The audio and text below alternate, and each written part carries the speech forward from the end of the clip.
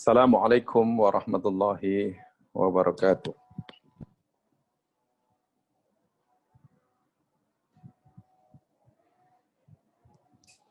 Innal hamdalillahi nahmaduhu wa nasta'inuhu wa natubu ilaihi wa nastaghfiruh.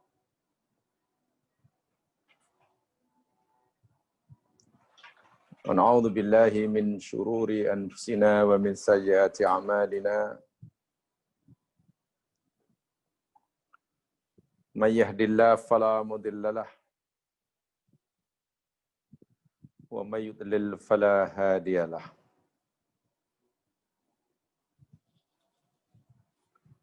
Asyhadu an la ilaha illallah wahdahu la syarika lah. Wa asyhadu anna Muhammadan abduhu wa rasuluh.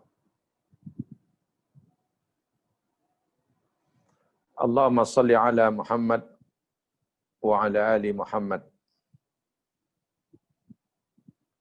Kama sallaita ala Ibrahim wa ala ali Ibrahim. Wa barik ala Muhammad wa ala ali Muhammad kama barakta ala Ibrahim wa ala ali Ibrahim fil alamin. Innaka Hamidum Majid.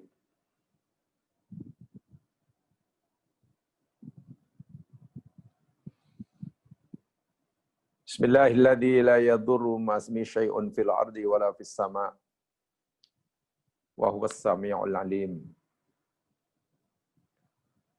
Bismillahilladzi la yadurru ma'asmi syai'un fil ardi wala fis sama' wa huwas sami'ul alim. Bismillahilladzi la yadurru ma'asmi syai'un fil ardi wala fis sama' wa huwas sami'ul alim. Allahumma bika asbahna wa bika amsayna wa bika nahya wa bika namut wa ilaikan nusyur. Allahumma amin. Didoakan mudah-mudahan sentiasa dirahmati dan diberkati oleh Allah Subhanahu wa taala.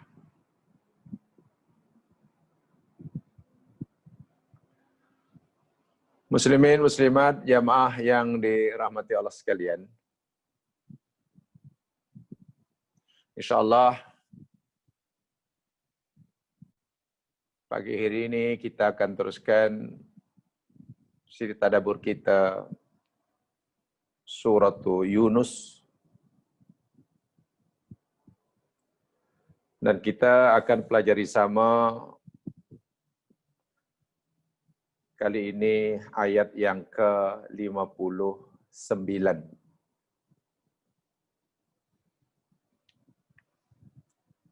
Jadi buka Al-Qur'annya, Al-Qur'an surah Yunus ayat 59.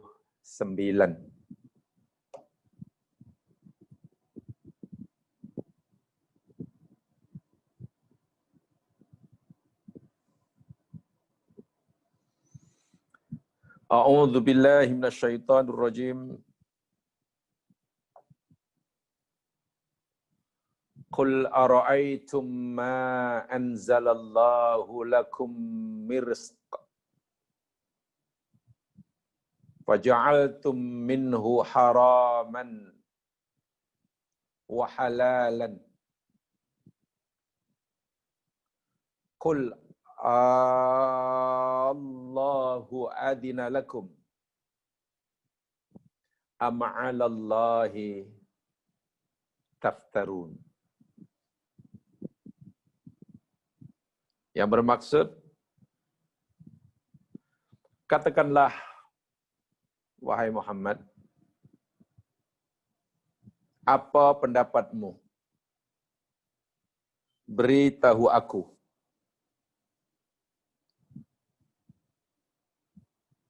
Apa-apa yang Allah turunkan bagi kamu, yakni berupa rezeki, lalu kamu telah menjadikan sebagiannya haram dan yang lain pula halal.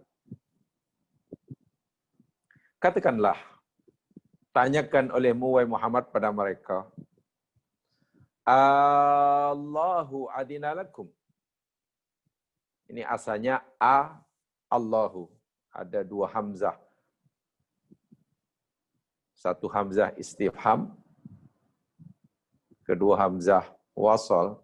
Di adakah Allah? Allahkah yang telah memberimu izin?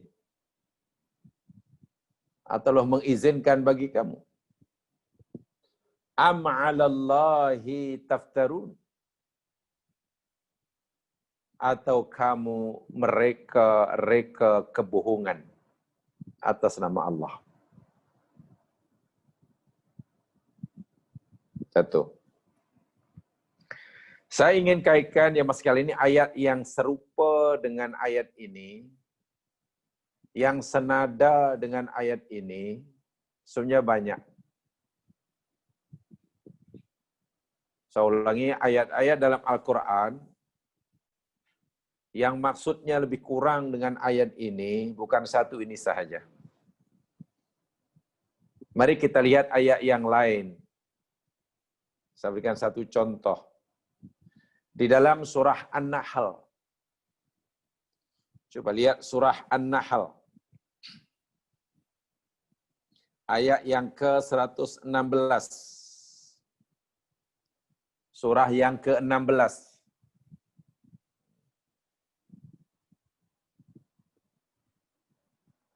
Surah yang ke-16. Ayat 116.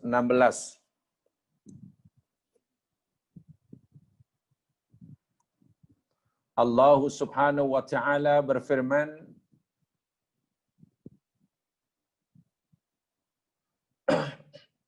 A'udzu billahi minasy syaithanir rajim. Wala taqulu lima tasifu alsinatukumul kadhib. Hadza halalun wa hadza haramun.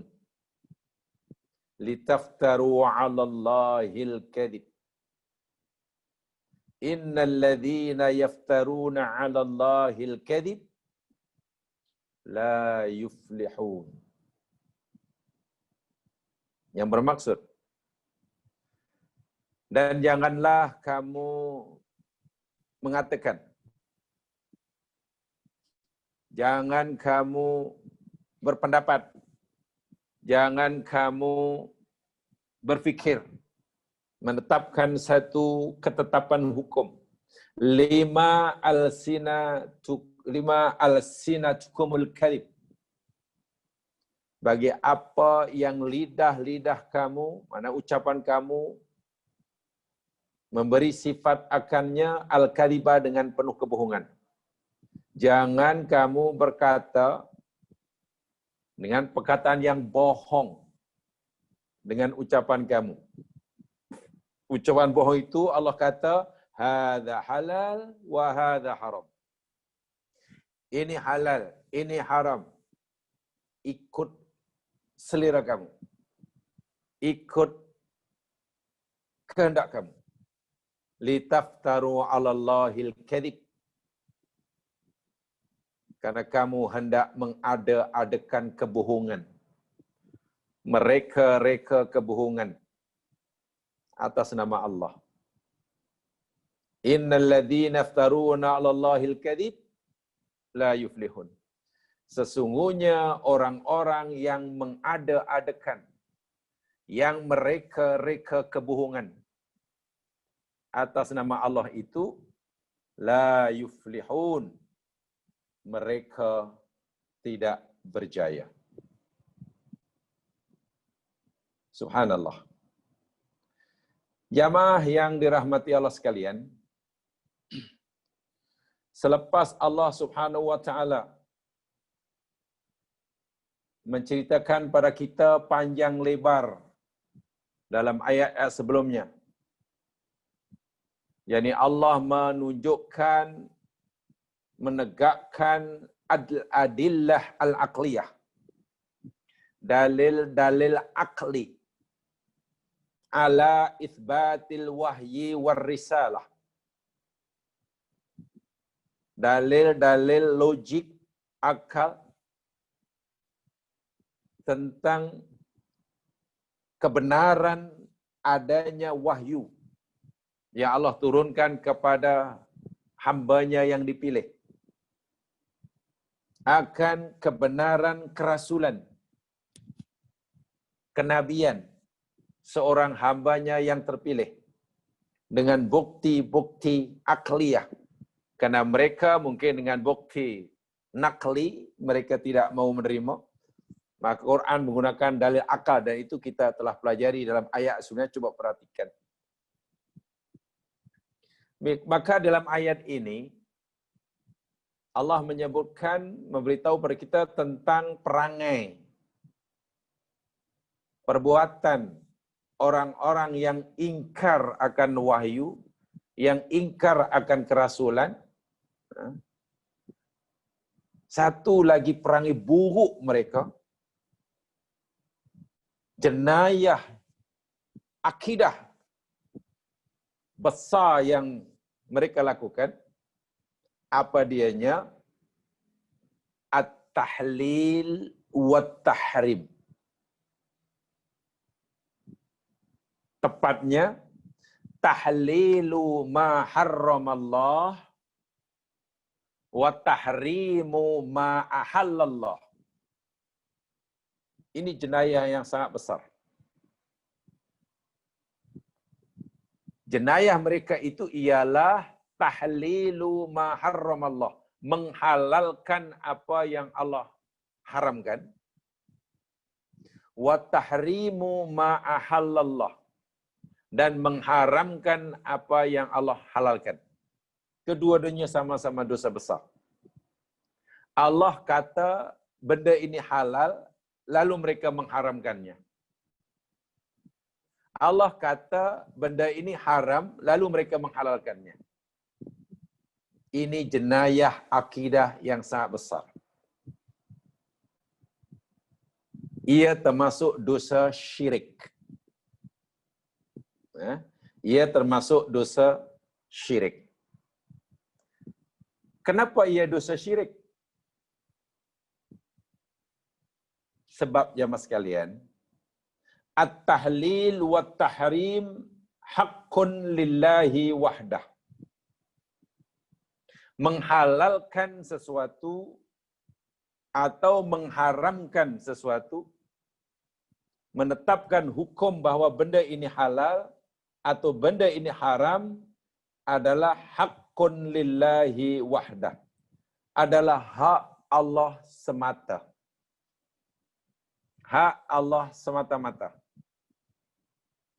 Allah tidak memberikan apa-apa kuasa, otoriti pada siapa pun daripada hamba-Nya, kecuali Nabi, itu pun dalam perkara tertentu, untuk menghalalkan sesuatu atau mengharamkan sesuatu ikut kehendaknya.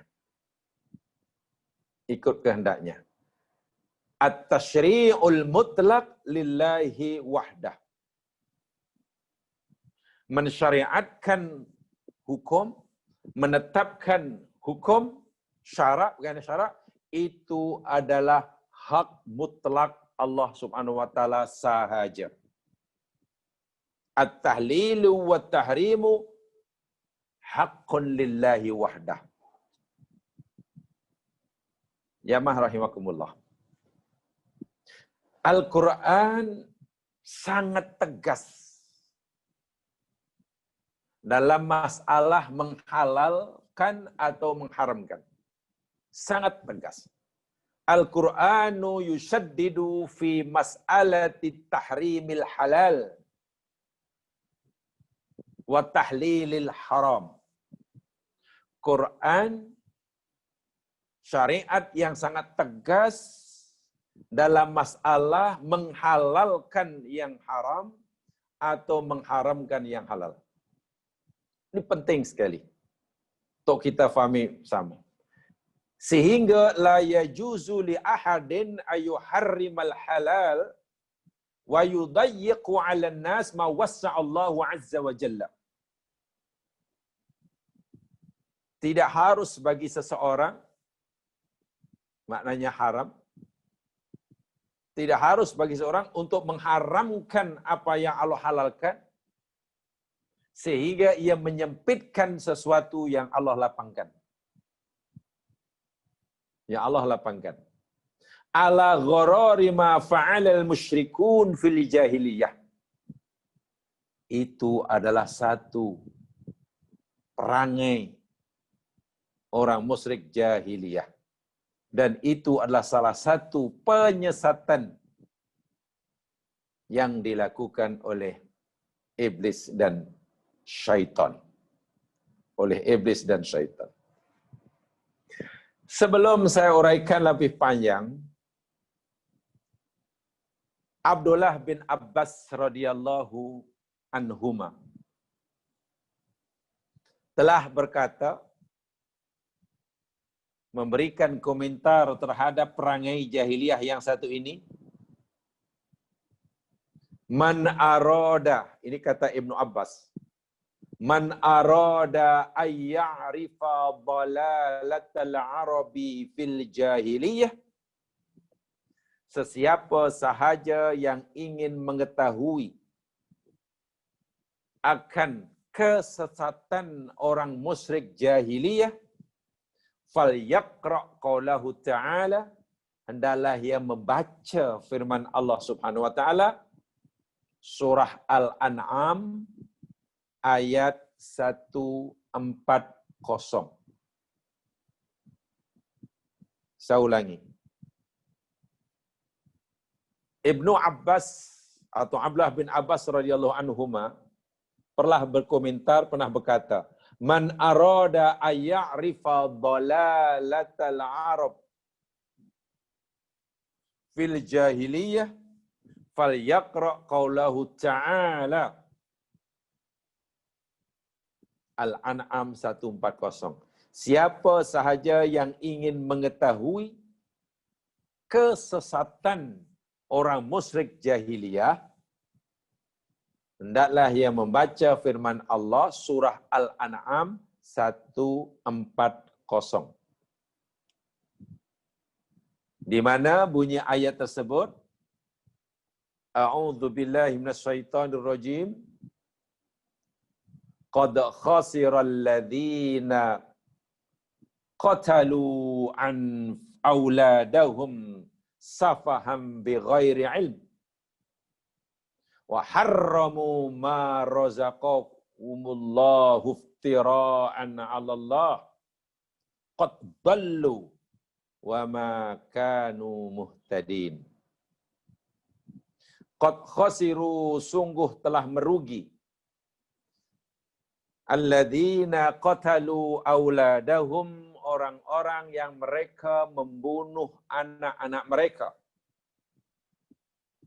safaham bighairi ilmin, kerana kebodohan mereka, tanpa ilmu. Wa harramu ma razaqahumullahu, ini dia. Dan mereka mengharamkan rezeki yang Allah berikan pada mereka. Iftira'an 'ala Allah, kerana mereka hendak mereka kebohongan atas nama Allah. Qad dallu, sungguh mereka telah sesat. Wa ma kanu muhtadin, dan tidaklah mereka itu orang-orang yang mendapat hidayah. Tengok, ada 3 predikat yang Allah berikan kepada orang yang suka menghalalkan, mengharamkan ikut suka hati. Tak suka je, haram. Kalau suka je, halal. Wal haram, menetapkan haram, hukum haram atau halal itu hak Allah. Bila Allah kita kata haram, ya kita mesti kata haram walaupun kita menyukainya. Bila Allah kata halal, ya halal Jangan haramkan hanya karena kita tidak menyukainya. Ini kesesatan jahiliyah. Ini hukumnya syirik. Orang yang punya kecenderungan seperti ini dalam berfatwa, dalam berpendapat, ada 3 gelaran yang Allah berikan. Pertama, termasuk orang yang rugi. Khasirah. Khasirin, rugi. Kedua, dia orang yang dhalun. Dhalu, sesat. Sesat. Dan yang ketiga, subhanallah, maka muhtadin. Nampak gayanya hingga bila-bila dia tak akan dapat hidayah. Ini apa namanya, taukid ini. Mungkin hari ini sesat, tapi suatu hari dapat hidayah. Ya masih okey lah. Tapi orang ini hari ini sesat, esok sesat, minggu depan sesat, bulan depan sesat, tahun depan sesat, dan hingga bila-bila pun tak akan dapat hidayah. Tengok bagaimana beratnya. Bagaimana beratnya dosa ini. Dosa ini. Allah Subhanahu wa taala sebenarnya pernah mencabar mereka.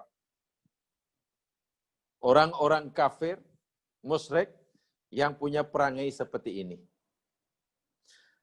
Di dalam ayat yang kita baca, yang kita pelajari ini, yakni surah Yunus ayat yang ke-59 ini, sebenarnya ada 2 pertanyaan yang Allah kemukakan pada mereka yang suka mengharamkan apa yang Allah halalkan atau menghalalkan apa yang Allah haramkan ini. Pertanyaan ada 2. Mungkin alasannya satu di antara 2. Kata Allah tadi, Allahu adinalakum. Adakah kamu menghalalkan apa yang aku haramkan atau mengharamkan aku halalkan itu? Aku telah izinkan? Aku telah beri izin kepada kamu untuk buat hukum sesuka hati? Hanya karena kamu tak suka, kemudian kamu halalkan, kamu haramkan. Bila kamu suka, kamu halalkan, ikut suka hati. Aku dah bagi izin ke? Tentulah. Tidak ada sebab tak ada wahyu yang Allah turunkan pada mereka. Jadi kalau Allah tak bagi izin pada mereka, mana ada kemungkinan kedua. Kemungkinan kedua yakni am'alallahi taftarun. Atau kamu memang sengaja mereka-reka kebohongan atas nama Allah.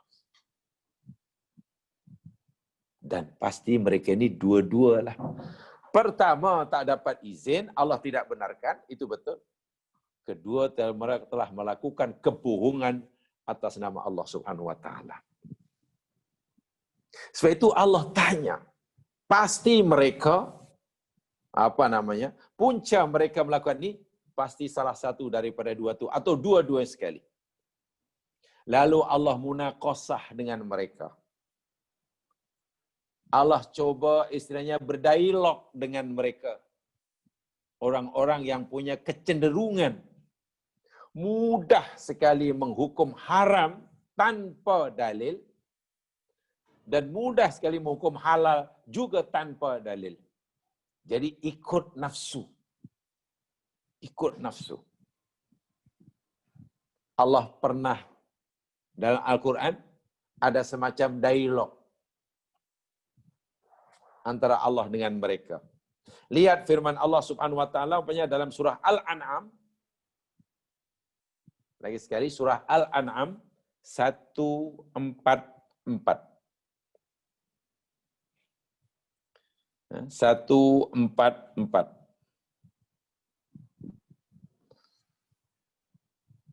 Saya sampaikan dulu apa kata mufassir. Apa kata mufassir tentang ayat ini. Di dalam surah Al-An'am 144. Di situ Allah Subhanahu wa taala perintahkan Nabi untuk berdialog dengan mereka yang punya perangai yang buruk ini. Suka mencipta mereka menegakkan hukum ikut selera. Dan itu bahaya sekali. Ini lebih kaitannya dengan bab rezeki Allah. Makanan, minuman dan apa sajalah. Allah Subhanahu wa taala berfirman, "Qul," katakan wahai Muhammad, "Adzakaraini harrama amil unsayain?" Muhammad tanya kepada mereka orang-orang kafir jahiliyah itu. Adzakarain harrama, adakah dua binatang ini, kalau unta-unta lah, kalau kambing-kambing lah. Wahai orang kafir Makkah, adakah dua ekor unta yang jantan yang Allah haramkan, amil unsain, atau dua ekor unta betina yang Allah haramkan. Ini ada dua ekor, ada empat ekor binatang. Yang dua jantan, yang dua betina. Aku nak tanya pada kamu, antara yang jantan dan yang betina ini mana yang Allah haramkan menurut kamu? Tuh, kan ini dialog secara logik ya, logik, supaya mereka berfikir. Okeylah, kalau kamu tak kata yang jantan pun tak haram, yang betina pun tak, karena tidak ada dalil yang mengharamkannya. Ammashtamalat alaihi arhamul unsayain. Atau mungkin yang kamu hendak haramkan itu yakni tuh anak unta yang masih dalam perutnya itu. Ini ada unta betina yang sedang bunting. Mungkin tuh yang masih dalam perut itu yang kamu haramkan. Yang kamu haramkan. Sedangkan untanya, ibu untanya, induknya, kamu kata halal, tapi yang dalam perut itu kamu haramkan. Kenapa? Jamaah sekalian, kan orang kafir Makkah ini punya perangai yang pelik sekali. Bila ada seekor unta, katalah betina sedang bunting, mereka sudah menetapkan satu hukum. Satu ketetapan hukum tentang halal haram. Ketetapan mereka itu ialah, ini unta betina yang bunting ini, nanti bila sudah melahirkan anaknya, sudah beranak lah, tadi beranak, dan anak yang diberanakkan itu hidup, anak unta tadi hidup, anak kambing itu hidup misalnya, maka hanya kaum lelaki saja yang boleh makan dagingnya. Bila sembelih, kaum lelaki saja yang boleh makan. Halal bagi kaum lelaki, tapi haram bagi perempuan. Perempuan-perempuan daripada kita tak boleh makan. Tetapi yang lelaki boleh makan. Jika anak unta itu nanti jika diperanakkan, dia hidup. Tetapi apabila si anak unta itu diperanakkan dan mati, maka dagingnya boleh dimakan. Lelaki pun boleh, perempuan pun boleh. Sebab bagi orang kafir Makkah, bangkai itu halal. Allah kata bangkai haram, tapi orang kafir Makkah halal. Alasan mereka apa menghalalkan bangkai yang Allah haramkan? Alasan mereka, ya Muhammad, macam mana agama kamu ini? Binatang seperti seekor unta yang kita sembelih, mati kerana tangan kita, mati melalui kerana perbuatan kita, itu kamu kata halal. Tetapi unta, binatang yang mati, Allah sendiri yang mematikannya, kamu kata haram. Macam mana tu? Sepatutnya bila binatang itu mati dan Allah sendiri yang mematikannya, ya halal lah, sedangkan bila ia mati melalui tangan kita pun halal. Lebih-lebih lagi jika Allah sendiri yang mematikannya. Jadi mereka kata, bila mati bangkai, itu halal kerana Allah sendiri yang Jadi kalau unta, beranak dan anaknya mati, perempuan boleh makan, laki pun boleh makan dagingnya. Tapi jika anak unta diperanakkan tadi hidup, kemudian nanti disembelih umpamanya, lelaki boleh makan, halal bagi laki, tapi haram bagi perempuan. Jadi Allah soal dalam ayat tadi. Sekarang aku tanya pada kamu, ini ada 2 ekor unta jantan, 2 ekor unta betina. Yang mana yang menurut kamu yang Allah haramkan? Yang jantankah atau yang betina? Atau yang ada dalam perut itu? Atau yang dalam perut. Ini bermakna Allah minta bukti. Bila mereka ingin menghalalkan atau mengharamkan itu, mesti ada bukti. Ada bukti. Am kuntum syuhada. Atau barangkali kamu pernah dijadikan oleh Allah sebagai saksi. Ketika Allah mengharamkan ini, kamu ada di situ. Ketika Allah menghalalkan ini, kamu ada di situ. Jadi kamu dijadikan saksi oleh Allah ketika Allah sedang mengharamkan atau menghalalkan sesuatu? Agak-agak pun tidak juga. It wasahakumullah bihada. Ketika Allah mewasiatkan semua ini. Kamu begitu berani menetapkan hukum halal dan haram ikut suka hati ini. Adakah Allah telah jadikan saksi? Jadikan kamu saksi semasa Allah menetapkan hukum halal haram? Jawabannya tentu tidak. Sebab itu faman azlamu mimman iftara 'ala Allahi kadiban. Siapalah orang yang lebih zalim daripada orang yang mereka-reka kebohongan atas nama Allah. Tujuannya liyudillan nasa bighairi ilmin. Kerana hendak menyesatkan manusia tanpa ilmu. Innallaha la yahdil qaumaz zalimin. Sesungguhnya Allah tidak memberi petunjuk pada kaum yang zalim. Kalau begitu, perbuatan mereka menghalal mengharam itu ikut suka hati mereka. Jadi pelik sekali kata hukum mereka itu. Dah buat hukum sendiri dah. Nih dalam perut unta ini, dalam perut binatang ni, ini hanya halal bagi lelaki saja. Tapi haram bagi perempuan-perempuan di antara kita. Tak boleh, perempuan tak boleh makan. Bila nanti beranak aja dan dia mati, baru boleh makan. Kalau lagi hidup, tak boleh makan. Itu dinyata juga dalam surah Al-An'am ya. Dalam ayat 9 itu, ayat 139 itu. Dalam ayat 39 itu mereka dah kata dah. Wa qalu ma fi butuni hadhil an'am khalisah. Mereka berpendapat apa yang dalam perut binatang ini khusus bagi kaum lelaki. Wa muharramun ala azwajina. Haram bagi pasangan-pasangan. Bagi isteri, bagi perempuan, haram. Wa iyyakun maitan fahum fi suraka. Tapi jika beranak saya dan anaknya itu mati, perempuan boleh makan, laki pun boleh makan. Ini kesesatan yang sangat-sangat dahsyat. Termasuk dosa syirik. Kenapa? Kaidahnya mudah. Tadi saya katakan. At-tashri'ul mutlaq lillahi wahda. At-tahlil wa tahrim haqqun lillahi wahda. Mensyariatkan hukum, hakam, termasuklah menghalalkan sesuatu atau mengharamkannya, itu adalah hak mutlak Allah subhanahu wa ta'ala. Hak mutlak Allah subhanahu wa ta'ala. Bermakna jamaah sekalian, tahrimul halal amrun khatir.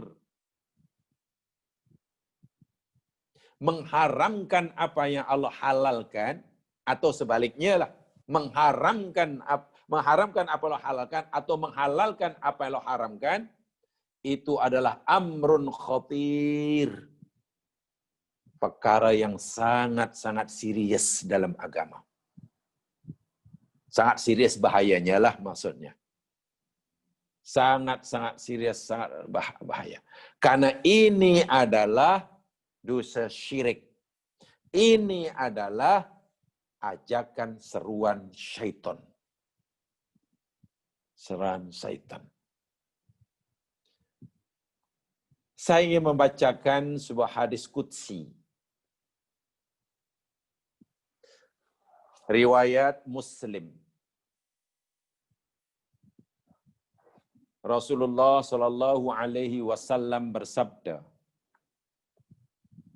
Allah Subhanahu wa taala berfirman, Inni khalaqtu ibadi hunafa'a kullahum. Sesungguhnya aku, kata Allah, telah menciptakan hamba-hambaku hunafa. Hunafa jamak daripada hanif, lurus semuanya, tak ada yang bengkok. Aku cipta manusia ini semuanya lurus asalnya. Fitrahnya suci. Begitulah. Semua lurus, semua fitrahnya elok belakang. Walaupun dalam diri manusia ada dua potensial. Untuk jadi jahat pun ada, untuk jadi jahat baik pun ada. Tapi asal manusia ini fitrahnya suci. Wa innahum atadhumus syayatin. Dan sesungguhnya datang kemudian kepada mereka, merayu mereka, membujuk mereka, asyayatin oleh setan-setan. Manusia yang aslinya lurus ini, fitrahnya suci ini, dirayu, dibujuk oleh syaitan. Fa'adallatuhum an dinihim. Lalu setan pun berjaya menyesatkan mereka dari agama mereka. Apalagi yang setan maukan? Wa harramat alaihim ma ahlaltu lahum. Dan mengharamkan atas mereka apa yang aku halalkan buat mereka. Itu suruhan syaitan. Mengharamkan atas mereka apa yang aku halalkan atas mereka. Wa amarathum ayusyriku bi ma lam unazzil bihi sultana. Dan setan suruh mereka menyekutukan aku dengan sesuatu yang aku tidak turunkan padanya bukti kebenaran. Wal'iyadzubillah, thumma na'udzubillah. Itu poin pertama yang kita kena faham. Yang kita faham. Sebab itulah yang masalah ada kaidah. Kaidah ini saya yakin sudah dipelajari semuanya. Ada kaidah fikhiyah yang telah diasaskan oleh ulama-ulama mujtahid dahulu. Berkaitan tentang halal dan haram ini. Kaidah fikhiyahnya berbunyi, al-aslu fil asya'i al-ibahah. Al-aslu fil asya'i al-ibahah. Hukum asal segala sesuatu, makanan, minuman, pakaian, apa yang Allah cipta di alam semesta ni dah. Segala apa yang Allah cipta di alam semesta ini, hukum asal adalah harus. Boleh. Ibahah, mubah. Halal maknanya. Pokok itu, buah itu halal atau halal? Halal. Dan itu halal. Halal. Minuman halal, halal. Semuanya harus. Hukum asal. Illa dalat dalil ala khilafi, kecuali ada dalil yang mengharamkannya. Kecuali ada dalil yang menunjukkan sebaliknya. Artinya, selagi tidak ada dalil yang mengharamkan benda itu, maka kembalikan kepada hukum asalnya. Halal. Bermaksud, nak mengharamkan sesuatu perlu dalil yang jelas. Begitulah. Perlu dalil yang nyata. Bukan agak-agak. Nanti saya jelaskan. Orang dahulu tak berani mengagak-agak. Saya ulangi. Al-aslu fil asya'i al-ibahah. Hukum asal segala sesuatu yang Allah cipta di alam semesta. Apa sajalah. Buah-buahan, tumbuh-tumbuhan, minuman, pakaian, kursi, meja, kapet. Apa lagi? Rumah, basikal, motosikal, handphone. Semua yang ada di alam semesta ini, hukum asal adalah halal. Kecuali ada dalil yang mengharamkannya. Barulah benda itu haram. Dan dalil yang mengharamkan itu datangnya mesti pasti daripada yang empunya agama. Sama ada daripada Allah melalui kitab sucinya Al-Quran, ataupun daripada hadis Nabi melalui hadis yang sahih. Berdasarkan dua sumber ini. Sama ada secara langsung, karena memang ada jelas ayat atau hadisnya, atau mungkin secara istidlal, yakni dikiaskan contohnya. Ada yang dengan kias. Tapi bila tidak ada sama sekali, dalil secara khusus tidak ada, dalil secara umum tidak ada, ya kembalikan pada hukum asal. So itu katalah kalau jamaah makan umpamanya, makan benda, apalah buah ke atau makan apalah yang jamaah sukai. Tiba-tiba ada kawan tegur, kenapa awak makan itu? Ini haram nih, tak boleh makan nih. Ini haram. Ya, pertama, kita ada hak untuk tanya pada kawan yang mengharamkan tadi. Minta maaf ya, awak haramkan makanan yang saya makan ni, ada dalil? Ada dalil ke yang mengharamkannya? Kita boleh tanya seperti itu. Kita tanya seperti itu. Dia tak boleh tanya kepada kita. Yang kata haram tu tak boleh tanya pada kita. Awak makan tu ada ke dalil yang menghalalkannya? Tak boleh. Ada ke kamu makan tu, kamu kata halal tu ada yang menghalalkannya? Tak boleh. Kita yang ada hak untuk tanya dia. Kamu kata haram ni ada ke yang mengharamkannya? Ini kaidah. Hanya jamaah sekalian, tentulah dalam pelaksanaan tidak semudah itu mengamalkan kaidah ini. Kerana kita semua kena tahu ada atau tidak ada dalil itu, kita kena tahu dahulu. Jangan kita belum tahu, kita tak ada belajar, kita tak apa, akhirnya karena semua dalil yang mengharamkannya pun kita tidak tahu sehingga kita fikir tak ada dalil. Lalu semuanya halal. Oh, kacau juga. Setakat yang saya tahu, ini tak ada dalil yang mengharamkannya. Maka saya makanlah. Saya minumlah, saya buatlah, saya pakai. Karena tidak ada dalil. Setakat yang saya tahu. Kan setakat yang saya tahu. Setahu saya. Masalahnya orang ini tak pernah belajar untuk tahu. Orang yang tak pernah belajar untuk tahu, ya sampai bila-bila mesti tak tahu akan dalil yang mengharamkannya. Kemudian ia beralasan, hanya karena dia tidak tahu dalil yang mengharamkannya, lalu dia fikir tidak ada dalil yang mengharamkan. Itu bahaya.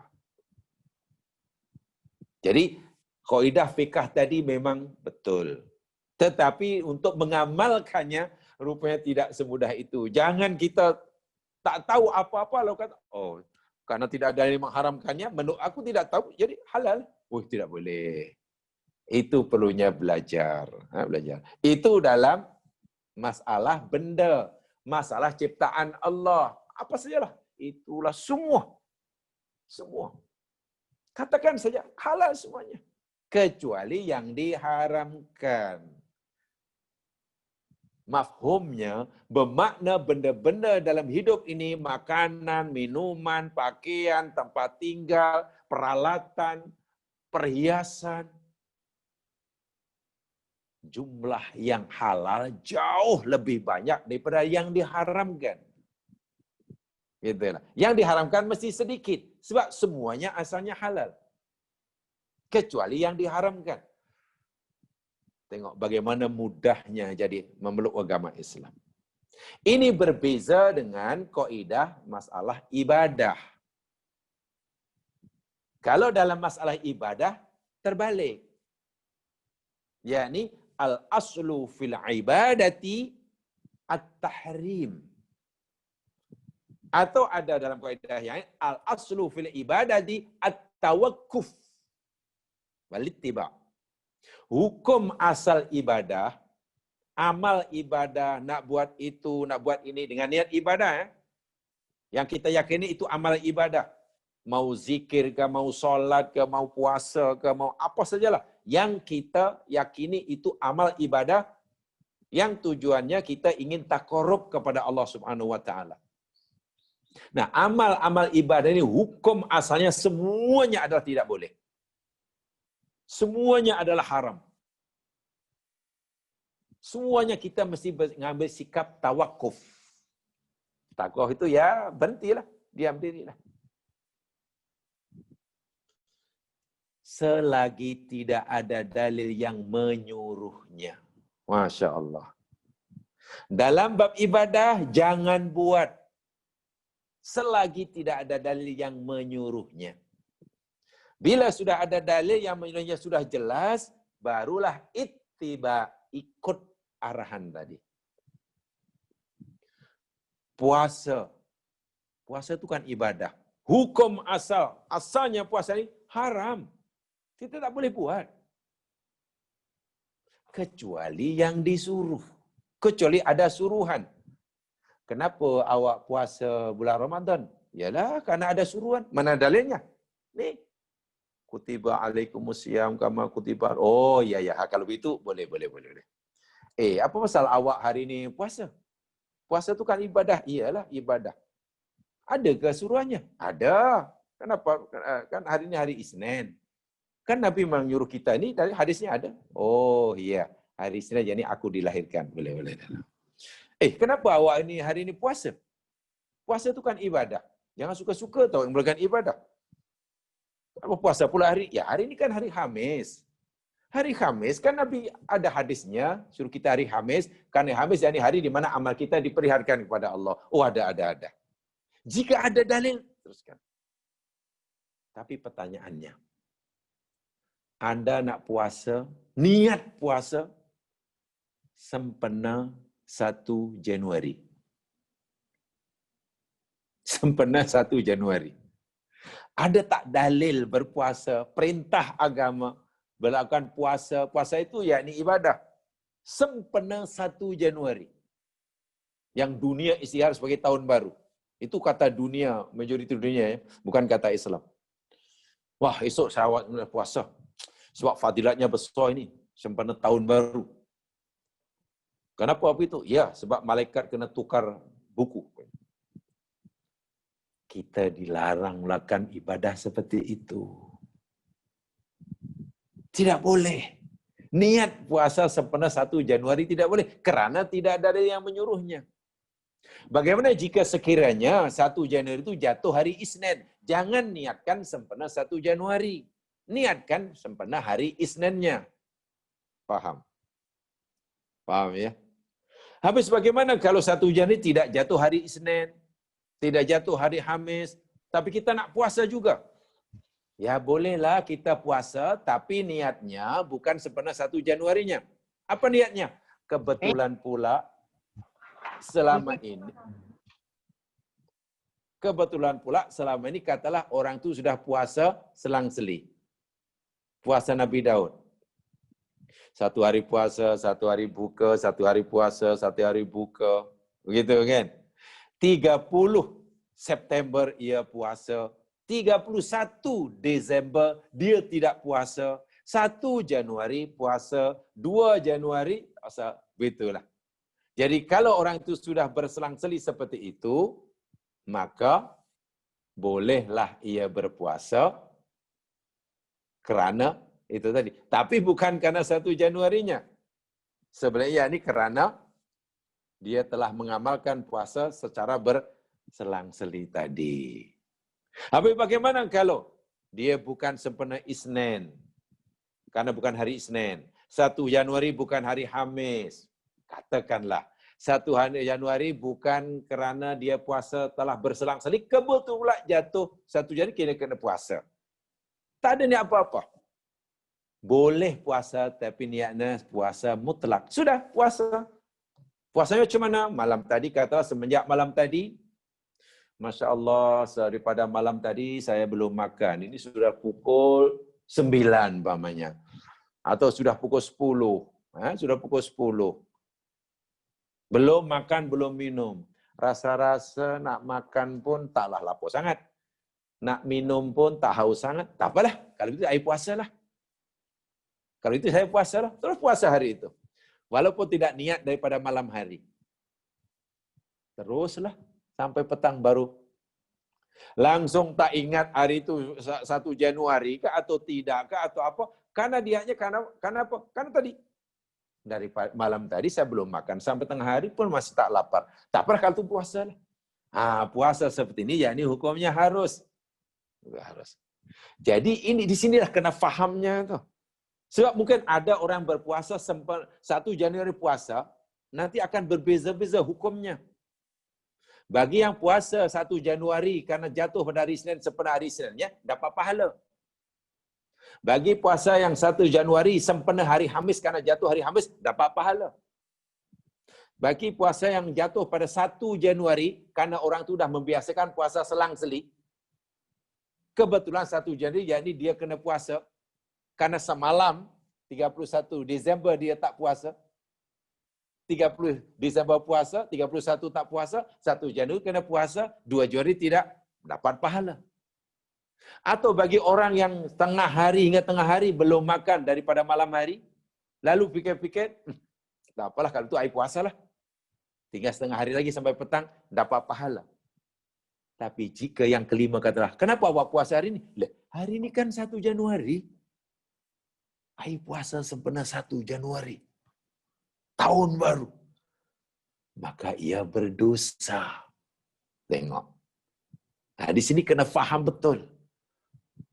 Niat itu betul. Dan betul atau tidaknya niat nanti bergantung pada pengetahuan kita. Kalau kita tahu, kita faham, insya Allah amalan kita jadi betul nanti. Karena kita tahu kita boleh buat bila, kita tak boleh buat bila. Jadi saya ulangi, walaupun kaidah usul fiqh tadi sebenarnya sangat sederhana jemaah sekalian, tapi nak mengamalkannya tidak mudah karena kita kena faham. Semua benda hukumnya harus kecuali yang diharamkan. Kalau begitu, karena tidak ada, saya tidak nampak mana dari mengharamkannya, maka hukumnya halal. Tak semudah itulah. Ya. Maksudnya apa? Kena faham dahulu, betulkah tak ada dalil yang mengharamkannya. Jangan-jangan kita tak tahu, sebab kadang-kadang ada dalil yang mengharamkannya, tapi karena kita tidak tahu, kita fikir tak ada dalil. Demikian juga, dalam beribadah, kena tahu semuanya. Ini tak boleh, ini disuruh. Ini tak boleh. Jadi kita hanya buat yang disuruh. Dalam agama, dalam ibadah. Bermakna dalam ruang lingkup ibadah, terhad. Karena kita hanya disuruh buat yang disuruh. Yang tak disuruh, jangan buat. Bermakna dalam ibadah kita tidak boleh mereka-reka. Gitulah. Sementara dalam amalan dunia, dalam bab masak, dalam bab buat masakan, kita diberi kebebasan untuk berkreasi. Kita diberi kebebasan untuk berinovasi. Anda boleh masak apa pun. Ala ini, ala itu. Tiba-tiba ada orang masak macam-macam. Ini boleh ke masak macam ini katanya? Ini pada zaman Nabi tak ada masakan tom yum ini. Umpamanya mana lah ada. Memang tidak ada pada zaman ini masak tom yum. Dahulu pada zaman Nabi ada ke masak 3 rasa, 6 rasa? Ini masalah benda semuanya halal kecuali yang diharamkan. Nah, begitulah. Jadi, Masya Allah, kita jadi sangat luas. Dalam masalah dunia, dalam masalah benda kita di keluasan seluas-luasnya. Kerana hanya yang tak boleh, hanya yang diharamkan. Yang diharamkan tentu sedikit. Sementara ibadah sedikit. Karena yang kita hanya boleh buat yang disuruh sahaja, yang tak disuruh jangan buat. Saya itu tak boleh dalam ibadah. Kadang-kadang ada orang bab dunia dia tidak punya inovasi apa-apa. Tidak kreatif dan tidak inovatif dalam bab kehidupan dunia. Dalam bab makanan, bab minuman, bab rumah, bab langsung tidak kreatif. Itu saja. Bahwa disitulah Allah beri kebebasan kita untuk kreatif dan bersikap inovatif. Malangnya dalam bab ibadah, sangat kreatif sungguhlah. Macam-macam wirid yang dilakukan, macam-macam Sangat kreatif dalam bab agama. Dalam agama ada panduannya. Siapa yang membisikkan seperti ini? Ya mas sekalian, inilah salah satu contoh bisikan iblis yang sangat halus. Ini adalah penyesatan setan yang sangat-sangat halus. Islam akan memasukkan jarumnya istilahnya, yang halus dalam diri manusia sehingga tidak terasa. Melakukan kesalahan, tapi tidak terasa. Baik. Sekarang penjelasannya lebih luas, kaitan halal dan haram ini. Sebab ini termasuk dosa syirik ya. Bukan dosa besar biasa. Dosa syirik. Masuk kategori syirik. Mengharamkan apa yang Allah halalkan, atau menghalalkan apa yang Allah haramkan. Sama-sama besar dosanya. Baik. Saya kutip daripada kitab Al-Halal wal Haram fil Islam yang dikarang oleh Dr. Yusuf Al-Qaradawi. Itu buku yang sangat lama itu. Yang baik sekali saya fikir jamaah memilikinya. Saya fikir baik sekali jamaah memilikinya. Buku Halal dan Haram dalam Islam. Itu sudah ada terjemahan dalam bahasa Melayu itu. Dalam pelbagai bahasa sebetulnya. Bahasa. Al-Halal wal Haram fil Islam. Karangan Dr. Yusuf Al-Qaradawi. Al-Qaradawi.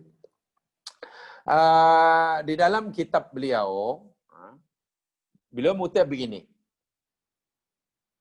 Rawa Asy-Syafi'i fi kitabihi. Imam Asy-Syafi'i telah menulis dalam kitabnya yang terkenal itu. yakni kitab induk Imam Syafi'i namanya Al-Um. Kitab Syafi'i, kitab induk. Kata kitab induk lah, itu paling besar sekali, paling lengkap lah. Al-Um. Ibu. Imam Syafi'i pun pandai menamakan kitabnya Ibu. Ya, terlepas daripada kekurangan dan kelebihan, terlepas daripada ada yang disetujui atau tidak, yang pasti kitab Al-Um yang kitab yang sangat-sangat fenomenal. Beliau mengatakan an Qadi Abi Yusuf sahib Abu Hanifah. Beliau mengutip satu riwayat pada pendapat, ya, yakni Qadi Abi Yusuf. Ia berhak Abu Hanifah. Ya, Abu Hanifah qala, dikata adraktu masyayikhana min ahli ilmi yakrahuna al-fataya. Aku mendapati ramai daripada syaikh-syaikh kita, masyayikh itu ya syaikh lah. Aku dapati, ini kata Al-Qadi Abu Yusuf, pengikut Abu Hanifah, yang dikutip oleh Imam Asy-Syafi'i dalam kitabnya Al-Um. Lalu diceritakan kepada kita oleh Yusuf Al-Qaradawi. Begitulah ceritanya. Aku dapati ramai daripada syaikh-syaikh kami, tokoh-tokoh agama kami ini, ahli ilmu ini, yakrahuna al-fataya. Mereka ini tak begitu gemar memberi fatwa. Tak begitu gemar memberikan fatwa. Pelik ya. Ahli agama, tapi tidak begitu gemar memberikan fatwa. Tak suka memberi fatwa, begitulah maksudnya. Tak suka memberi fatwa. Apa alasan mereka tidak suka memberi fatwa? Rupanya ada alasannya. Yakni ayyakulu, mereka tidak suka memberi fatwa dengan kata hadza halalun wa hadza haramun. Ini halal, ini haram. Kita suka. Bila ditanya oleh murid-muridnya, ditanya oleh masyarakatnya, kebanyakan syekh kami ada ilmu ini tak pernah kata ini haram, ini halal, tak pernah. Illa ma kana fi kitabillahi azza wa jalla bayyinan bila tafsirin. Kecuali benda yang jelas hukumnya halal atau haram itu nyata di dalam kitab Allah. Artinya telah nyata dalilnya ada dalam kitab Allah atau dalam hadis Nabi, barulah syekh-syekh kami akan berkata ini halal, ini haram. Baru dia kata begitu. Selagi mereka tidak nampak, tidak jelas, tidak jumpa dalil pada Al-Quran, ima dalil yang khusus, atau dalil yang umum yang boleh jadikan panduan, mereka tak akan kata, ini haram, ini halal. Yakni, seperti mana riwayat yang dinisbahkan, dinisbahkan kepada seorang tabi'in yang terkenal namanya Sa'ib bin Rabi'. Sa'ib daripada Rabi' ibnu Khaitam. Dia kata, iyyakum ayyaqulur rajul. Wahai kamu sekalian, aku nasihati kamu sekalian. Jauhi orang-orang yang suka berkata, innallaha ahalla hadza aw radiyahu. Pesanan tabi'in namanya Sa'ib kepada murid-muridnya, wahai murid-muridku, jauhi oleh kamu atau waspada, hati-hati bila kamu jumpa orang yang suka berkata Allah halalkan benda ini dan Allah ridha benda ini. Allah suka benda ini. Hati-hati.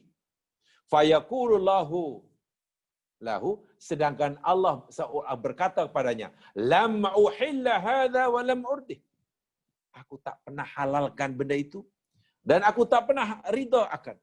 Aku tak pernah haramkan benda itu dan aku pun tak ridha. Macam mana kamu boleh berani tergambarkan Allah halalkan dan Allah ridha, sedangkan aku kata Allah tidak halalkan dan aku tidak ridha? Bagaimana kamu tergama memberitahu pada orang lain bahwa aku mengharamkan benda itu dan aku tidak ridha, sedangkan aku tak pernah haramkan dan aku tak pernah tidak ridha? Artinya tidak semudah itu rupanya menetapkan hukum. Kan ini bukan jenayah syariah, sebenarnya jenayah akidah. Jangan awas, berwaspada pada orang yang begitu mudah berfatwa tentang hal haram. Innallaha harrama hada, innallaha ahalla hada. Allah haram itu haram, itu haram. Tanpa dasar hukum. Itu ya, tanpa dalil. Fayaqulullah. Sebab kalau ada orang kata begitu, sedangkan Allah haramkan sesuatu yang Allah halalkan, Allah akan jawab, kadzabta, engkau bohong. Lam uharrimhu wa lam anha anhu. Aku tidak mengharamkan dan aku tidak melarang. Kenapa kamu haramkan? Lihat dalam buku, untuk mengetahui bab halal haram ini, saya fikir satu di antara buku yang elok jamaah baca tadi, Al-Halal wal Haram fil Islam. Halal dan haram dalam Islam dikarang oleh Yusuf Qaradawi. Secara jelas, dalam muamalah ada, dalam perpakaian ada, dalam bekerja ada, dalam masalah hutang piutang ada, lengkap di situ. Walaupun buku ini dikarang sudah agak lama, jadi tentunya masalah-masalah yang baru timbul sekarang mungkin belum disentuh dalam buku itu. Karena ketika buku itu dikarang, masalah-masalah yang berlaku hari ini mungkin ya belum ada, jadi belum sempat. Tapi sekarang ia boleh jadikan panduan. Bahkan di sana tentang masalah insurans, ya. Masalah insurans yang sedang itu ada banyak misalnya. Halal atau haram, lihat ada batasan-batasan. Yang halal dikatakan halal, yang haram adalah dikatakan haram. Dan begitu seterusnya. Wa hadatsana ba'du ashabuna annahum kanu idza aftu. Ini yang menariknya. Sikap berhati-hati ulama-ulama silam dalam berfatwa. Walaupun mereka ini layak memberi fatwa, layak berpendapat. Walaupun ulama ahli ilmu itu layak memberi pendapat, tapi mereka ini punya sikap yang sangat berhati-hati. Karena amaran ayat Allah, oleh ayat Allah yang kita sedang pelajari ini. Apa kata mereka? Kanu idza aftau bi syai'in aw nahau anhu. Banyak syekh-syekh kami ini, ahli-ahli ilmu pada masa ini orang dahulu cerita ya, tabi'in cerita ya. apabila mereka sedang hendak memberikan fatwa tentang hukum halal haram, atau mereka hendak melarang sesuatu, dan mereka tidak pasti ada dalil yang menyatakan hukumnya, sama ada tidak ada, sebagai mereka fahami, mereka hanya kata, hadza makruh. Ini sesuatu yang tidak disukai. Dia tak kata, hadza haram. Hadza makruh. Itu bagi benda yang tidak jelas dalilnya ya. Kalau dah jelas dalil, katalah ditanya, wahai Tuan Syekh, apa hukum minum arak? Takkan kata, hadza makruh. Itu nampak sih. Macam mana Tuan katakan, ya saya tak tahu dalil yang mengharamkannya. Itu teruk sangat itu. Jadi tak tahu bukan berarti tidak ada ya. Tak tahu dalil bukan berarti dalil itu tidak ada. Orang yang ilmunya luas, banyak, dan tentulah kajiannya pun mendalam, bila dia yakin, dia bila tidak menemukan dalilnya, dia tidak berani mengatakan ini haram. Walaupun benda itu mungkin nampaknya mau ini cenderung pada haram, paling tinggi mereka akan kata hadza makruh. Itu bila hukum itu lebih cenderung pada haram. Dan bila hukum itu cenderung kepada yang halal, katalah masih samar-samar lah begitu. Macam mana ni? Ya paling-paling dia kata hadza la ba'sa bih. Ini la ba'sa bih. La ba'sa itu mana? Ya tidak ada masalah insya-Allah. Insya-Allah tak ada masalah lah. Tak berani kata terus begitu. Wa amma an naqul hadza halal wa hadza haram fama adhamu hadza. Dan tidak ada seorang pun yang mereka kata begitu kecuali jelas dalilnya. Kecuali jelas dalilnya. Begitulah yang diamalkan ulama salafus saleh, termasuk Imam Asy-Syafi'i rahimahullah. Sebagaimana yang dinukil oleh Ibnu Muflih. Dan juga ulama kemudian selepas itu, contohnya yakni Ibnu Qayyim, Ibnu Taimiyah, Syekhul Islam Ibnu Taimiyah. Apa kata Ibnu Taimiyah? Annas salaf lam yutlikul haram illa ala ma ulima tahrimuhu qat'an. Masya Allah. Sesungguhnya ulama salaf tidak pernah memutlakkan perkara yang haram. Haram, haram, haram. Tak pernah. Kecuali telah diketahui dengan pasti keharamannya. Kecuali telah diketahui keharamannya dengan pasti berdasarkan dalil yang qat'i. Itu sikap berhati-hati. Imam Ahmad bin Hanbal demikian juga. Ketika ditanya Yas'alil Amri, ditanya tentang sesuatu, apa jawab Imam Ahmad bin Hanbal? Akrahuhu aw la yu'jibuni. Ya, aku tidak menyukainya lah. Aku tidak menyukainya. Atau ya benda itu tidak membuatku aku tertarik. Dia tak kata haram. Dia kata, aku tidak menyukainya. Atau sesuatu itu tidak, benda itu tidak menarik aku. Tidak menarik aku. Itu kata Imam Ahmad bin Hanbal apabila dan habis semuanya mempunyai gaya bahasa yang seperti itu.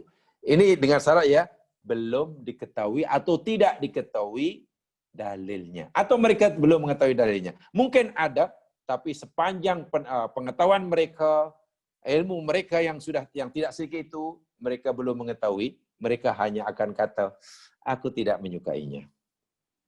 Atau benda itu tidak menarik aku. Lainlah kalau sudah jelas-jelas lainnya. Kerana risikonya sangat berat. Risikonya apa ya mas sekalian? Kesannya telah melakukan dosa yang besar. Yakni dosa syirik. Dosa syirik. Kenapa itu dosa syirik? Ini dalilnya. Kenapa mengharamkan sesuatu yang Allah halalkan atau menghalalkan apa haram itu termasuk dosa syirik? Ini dalilnya.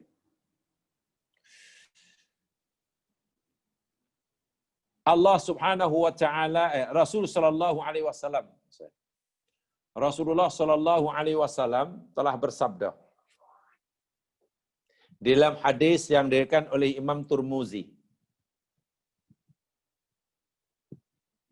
dan Imam Baihaqi.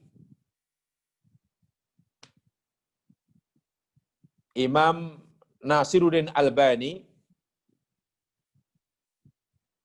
di dalam kitabnya Ghayatul Maram menilai hadis ini hasan. Jadi baik, hadisnya baik. Bersumber daripada sahabat Nabi namanya Adi bin Hatim At-Ta'i. Adi bin Hatim At-Ta'i. Ta'i itu nama kampung halamannya lah, nama sukunya. Ja'a Adi bin Hatim At-Ta'i. Adi bin Hatim At-Ta'i pernah datang menemui Nabi sallallahu alaihi wasallam. Wa kana qaddana bin Nasraniyah. Dan ia waktu itu baru saja memeluk agama Islam. Asalnya dia seorang Nasrani. Adi bin Hatim seorang Nasrani. Ya. Memeluk agama Islam belum lama. Falamma sami'an Nabi sallallahu alaihi wasallam, tatkala Nabi sallallahu alaihi wasallam membaca sepotong ayat Al-Qur'an. Membaca sepotong ayat Al-Qur'an. Ayat Al-Quran itu yang Nabi baca waktu itu yakni firman Allah Subhanahu wa taala. Coba lihat.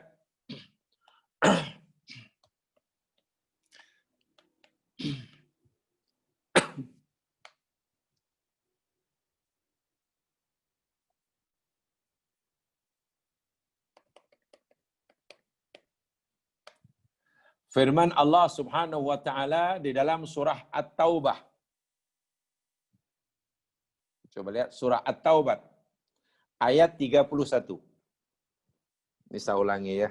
Tadi saya katakan kenapa mengharamkan apa yang Allah halalkan atau menghalalkan apa yang haramkan itu termasuk dosa syirik. Menyekutukan Allah, gitu maksudnya. Menyekutukan Allah. Atau mungkin lebih berat, menjadikan selain Allah sebagai Tuhan. Bukan berat itu. Kisahnya yakni begini. Adi bin Hatim mantan Nasrani. Ya mu'alaf kalau bahasa kita. So, asalnya orang Nasrani memeluk agama Islam. Ya. Suatu saat ia datang jumpa Nabi SAW dan mendengar Nabi membaca sepotong ayat daripada surah At-Taubah ayat 31. Bunyi ayatnya begini. A'udzu billahi minasy syaithanir rajim. Ittakhadhu ahbarahum wa ruhbanahum arbabam min dunillah wal masih ibn maryam wa ma umiru illa liya'budu ilaha wahidah la ilaha illahu subhanahu amma yusyrikun. Ittakhadhu, mereka orang-orang Nasrani. Mereka, wow, di situ merujuk pada orang Nasrani. Mereka orang-orang Nasrani menjadikan ittakhadhu ahbarahum, rahib-rahib mereka, pendeta-pendeta mereka. Ahbar itu yakni ulama-ulama mereka. Waruhbanahum, dan rahib-rahib mereka, pendeta. Kalau dalam istilah kita rahib itu yakni yang pakar hukum hakam mereka, pakar syariah. Ruhban itu yang kuat ibadah. Ya, ketua agama mereka lah. Kalau lu bahasa sekarang mungkin ya Pope lah. Pope John Paul. Paus Johannes Paulus, ketua dia. Atau mungkin ya padi-padi lah. Orang-orang Nasrani telah menjadikan ketua-ketua agama mereka ini arbaban. Tuhan-Tuhan. Jamak daripada Rob. min dunillah, daripada selain Allah. Orang Nasrani itu telah menjadikan selain Tuhan, pendeta-pendeta mereka, buka agama mereka sebagai Tuhan selain Allah. Kan syirik itu namanya, itu ya. Menyekutukan Allah. Wal Masih ibn Maryam, sedangkan Isa ibnu Maryam, dan Isa ibnu Maryam, bukan sedangkan, wa itu waw ataf. Orang-orang Nasrani telah menjadikan ketua-ketua agama mereka dan Isa ibnu Maryam sebagai Tuhan selain Allah. Syirik namanya. Ini syirik besar nih. Syirik besar. Dan boleh membatalkan syahadah. Kan syirik besar membatalkan syahadah. Wa ma umiru, sedangkan mereka tidak disuruh oleh Allah illa liya'budu, kecuali supaya mereka mengabdikan diri ilahan wahidah. Tuhan yang satu, yang esa, yakni Allah. Sedangkan mereka tidak diperintahkan kecuali menyembah hanya Tuhan yang esa. Subhanahu amma yusyrikun. Maha suci Allah daripada apa yang mereka sekutukan. Adi bin Hatim ketika mendengar ayat ini dibaca oleh Nabi, ayat yang bermaksud mereka orang-orang Nasrani telah menjadikan ketua agama mereka dan Isa itu sebagai Tuhan selain Allah. Sedangkan mereka tidak disuruh oleh Allah melainkan untuk menyembah, mengabdikan diri kepada Allah semata. Maha suci Allah daripada apa yang mereka sekutukan, daripada mereka syirikkan. Adi ini protes rupanya. Adi bin Hatim protes Nabi. Dia kata, ya Rasulullah, innahum lam ya'buduhum. Ya Rasulullah, sesungguhnya orang-orang Nasrani, termasuk kami dahulu semasa Nasrani, tak menyembah padri-padri. Kami tak sujud pada mereka, ya Rasul. Itu semacam protes lah. Ya, seakan-akan Adi bin Hatim, ya Rasulullah, kenapa engkau kata begitu? Kenapa dalam kitab Al-Quran kata begitu, yang orang Nasrani sembah padri, sembah rahib, sembah pendeta? Kenapa? Sedangkan kami, saya ini lama jadi orang Kristen, ya Rasul. Tak pernah kami lakukan sembah padri, sembah rahib. Tak, kami tak buat. Kalau dalam bahasa kasonya lah, Adi bin Hatim kata, tak betul tu ya Rasul, tak betul tu bahasa kasonya lah. Apa respon Nabi? Faqala bala. Nabi jawab, oh tidak begitu Adi. Bukan begitu. Bala. Innahum harramu alaihimul halal wa ahallu lahum. Betul tak dahulu rahib-rahib kamu, padri-padri kamu, ketua agama itu mengharamkan atas mereka apa yang Allah halalkan buat mereka. Betul tak? Ada tak apa yang Allah halalkan buat mereka, lalu ketua agama kamu haramkan? Ya, betul ya Rasul. Memang betul lah. Tahu apa contohnya? Ya, banyak contohnya. Padi-padi kami rukun mengharamkan perkawinan. Dan banyaklah. Setelah saya masuk agama Islam, rupanya banyak benda-benda yang halal. Kenapa dalam agama kami dahulu, banyak benda yang haram? Akhirnya adik kata, ya betul. Memang kata padri kami, kata ketua kami, itu haram. Sedangkan selepas saya beragama Islam, rupanya itu betul halal. Betul kan? Jadi, padri-padri kamu dahulu mengharamkan ke atas mereka apa yang Allah halalkan. Betul. Fattaba'uhum. Lalu dahulu kamu mengikuti mereka kan? Kamu pun ikut mengharamkan kan? Iya, kami pun ikut mengharamkan. Fadzalika ibadatuhum iyahum. Itulah ibadah mereka terhadap mereka. Bila ketua agama mereka benda ini haram, walaupun Allah kata halal, umat Nasrani ikut mengharamkannya. Bila ketua agama mereka kata ini halal, Walaupun Allah kata haram dan mereka ikut menghalalkannya. Itu namanya ibadatul lahum. Mereka telah menyembah mereka daripada mereka, bukan Allah lagi yang disembah. Bukankah ini maknanya menjadikan selain Allah sebagai Rabb? Ini dosa besar sama sekalian. Ya mas sekalian, mencuri itu dosa besar, betul ya? Mencuri dosa besar. Sebab bila sabit kesalahan, potong tangan. Kan dosa besar itu. Tapi bila orang mencuri, kemudian sabit kesalahan, potong tangan, di akhirat sudah tidak lagi bertanggungjawabkan. Dan dosa mencuri, walaupun dosa besar, tidak membatalkan syahadah. Walaupun dia dosa besar. Tapi tahlil wa tahrim, tahlilu ma harramallah wa tahrimu ma ahallallah, itu dosa besar jatuh syirik.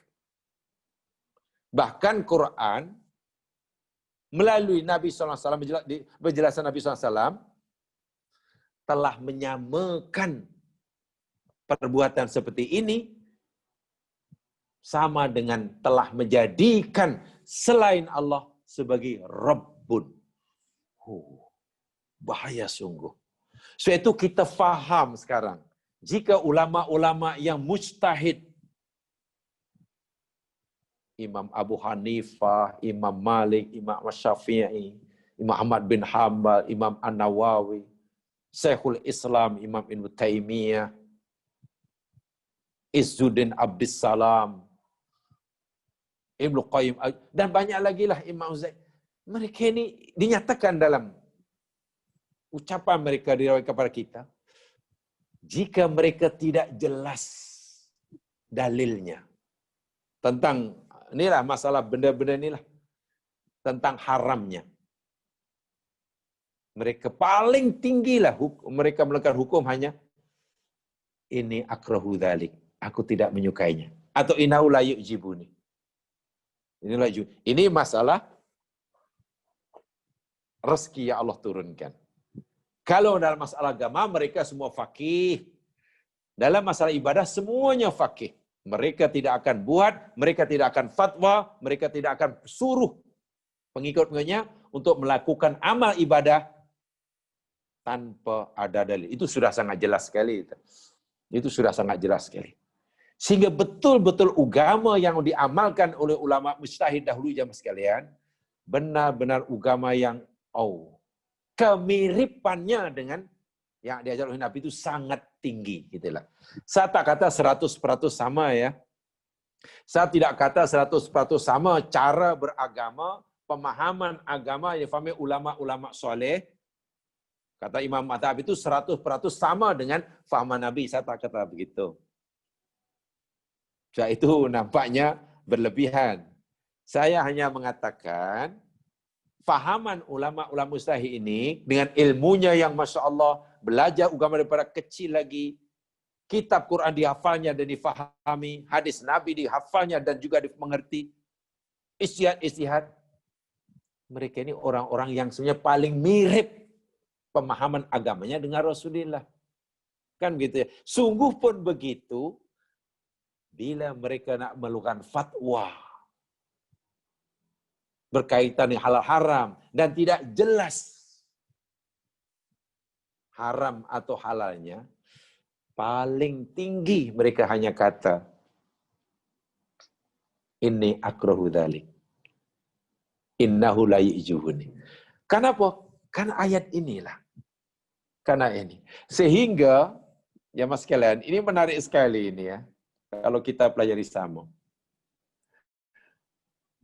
Ada satu kitab khas, ya. Ada satu kitab khas yang dikarang oleh Ibnu Qayyim Al-Jauziyah. Itu ialah kalau memang kita tidak habis ya, belum masih jauh daripada cukup ya untuk belajar ya. Itu tak apa cari sendirilah. Ada kitab khas yang dikarang Ibnu Qayyim. Jadi tajuknya pun sangat menarik. Nama kitab itu yakni I'lamul Muwaqqi'in an Rabbil Alamin. I'lam itu maknanya memberitahu. Memberitahu, ingatkan, bagi tahu. Al-muwakki'in. Tahu apa makna muwakki'in? Muwakki'in daripada auqa'atu tauqi'. Tauqi' itu tanda tangan. Tauqi' itu signature. So muwakki'in yakni orang yang suka membubuhkan tanda tangan. Orang yang suka endorse, orang yang suka muwakki'in kan orang, untuk mengesahkan sesuatu kan perlu ada tanda tangan orang yang ada kuasa. Ar-Rabbil Alamin daripada Allah Subhanahu wa taala. Secara mudah Ibnu Qayyim mengarang sebuah buku yang isi buku itu memberikan peringatan kepada orang yang punya kuasa untuk tanda tangan. Ringkas kata kalau dalam agama mufti-mufti lah. So para mufti, pengeluar fatwa yang punya otoriti untuk menetapkan halal haram ini, Ibnu Qayyim dah ingatkan dalam bukunya, agak tebal juga. I'lamul waqi'in. Seakan-akan, wahai kamu tuan-tuan, yang nanti kamu akan memberikan, mengesahkan satu fatwa yang akan diikuti oleh umat, tolong ambil peringatan aku ini. I'lamul waqi'in. Sampai begitu sekali. Itu hampir, saya diberitahu ya, hampir wajib hukumnya bagi orang yang suka berfatwa itu mempelajari kitab I'lamul Waqi'in tuh. Sebab di situ banyak amaran ya, pada peringatan yang sangat keras.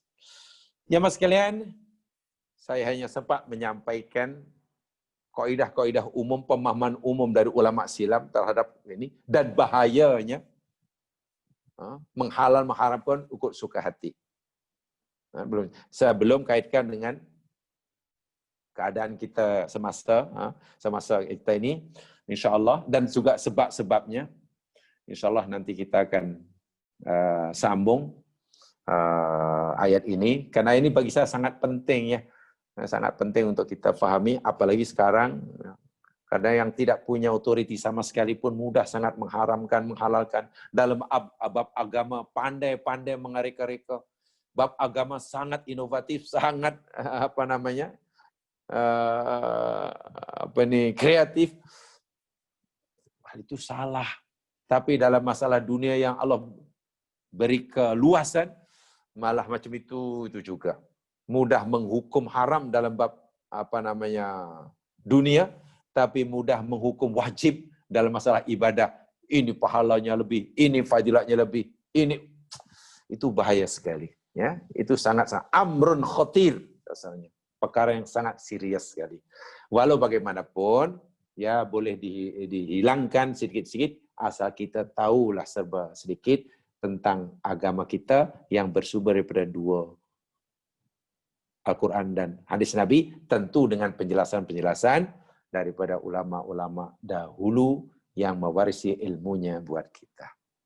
Mudah-mudahan memberi kemanfaat pada saya menyampaikan. Alhamdulillah kalau dapat dikongsi bersama. Tutup dengan bacaan tasbih kifarah.